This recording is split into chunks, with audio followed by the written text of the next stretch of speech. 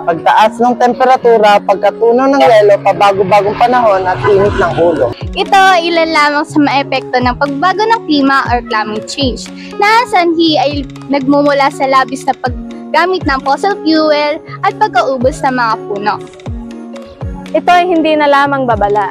Ito ay ating realidad. Maaari itong maging resulta ng matitinding sakuna, kakulangan sa pagkain, at panganib sa kalusugan. Ngunit hindi pa huli ang lahat. Ang simpleng aksyon ay tungo sa magandang pagbabago para sa ating kinabukasan. Magtanim ng puno at mga halaman, magtipid ng tubig at kuryente at magbuwas ng sariling carbon footprint, at ang pagtapon ng mga basura. Nice! Simula ng pagbabago sa iyong sarili. Ang kinabukasan ay nasa ating mga kamay. Kumilos tayo ngayon. Para sa ligtas at kaaya-ayang kalikasan. Para sa ating sarili at para sa mundo.